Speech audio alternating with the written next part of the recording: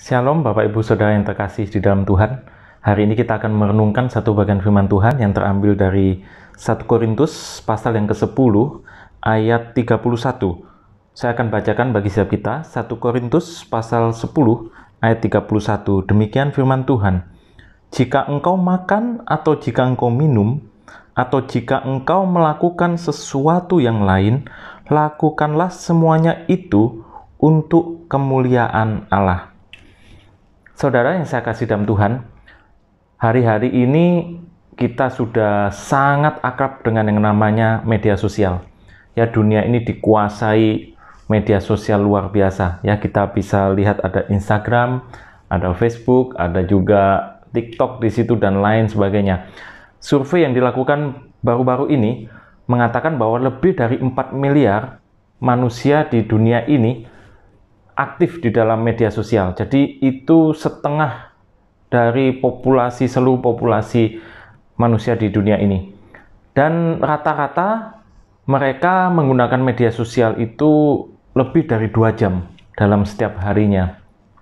Nah, Bapak, Ibu, dan Saudara yang saya kasih dalam Tuhan, firman Tuhan hari ini mengingatkan kepada setiap kita bahwa apapun juga yang kita lakukan, biarlah itu untuk kemuliaan Allah, untuk kemuliaan Tuhan.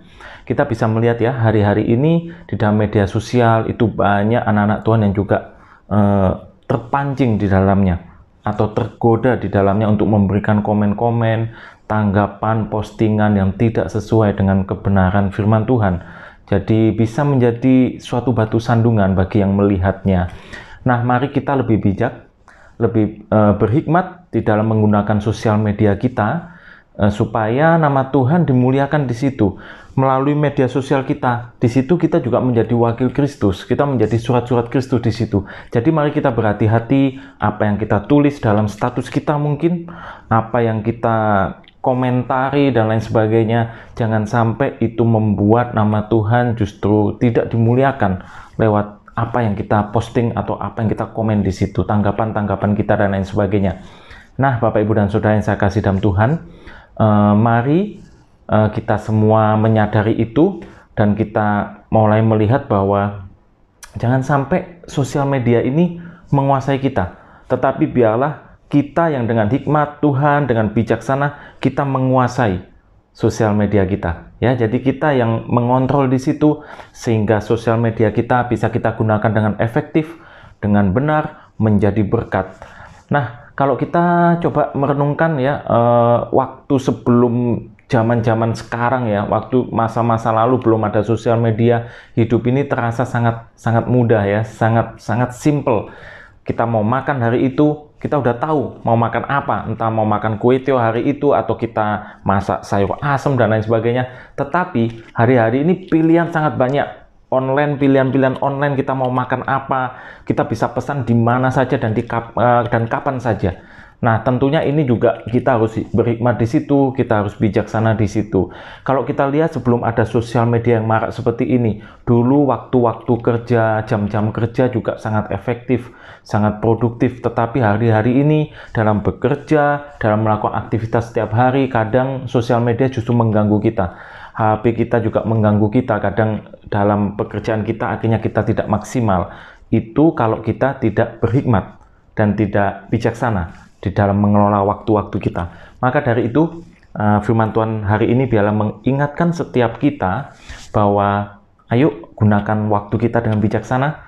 Jangan sampai waktu-waktu kita habis untuk kita melakukan banyak hal yang kurang efektif di dalam sosial media kita.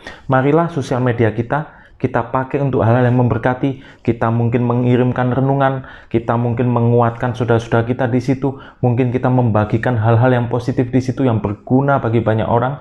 Jangan sampai yang kita kirimkan adalah berita-berita palsu, berita-berita bohong, hal-hal yang membuat orang sakit hati dan lain sebagainya. Sekali lagi, mari kita kontrol media sosial kita dengan hikmat Tuhan, jangan sampai kita dikuasai oleh sosial media kita. Tuhan memberkati kita semua, dan biarlah kita menjadi wakil-wakil Kristus di dalam sosial media yang kita miliki, dan nama Tuhan dimuliakan di situ. Kita menjadi alat Tuhan di situ, dan kita tidak menjadi batu sandungan. Tuhan memampukan setiap kita dan memberkati kita semua. Amin. Mari kita masuk dalam doa.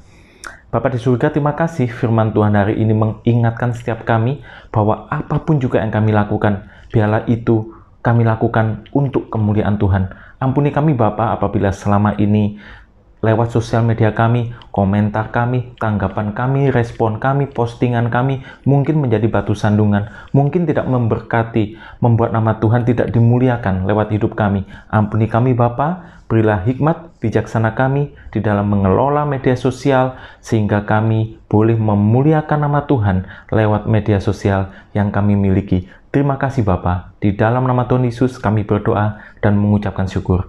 Amin. Tuhan memberkati kita semua.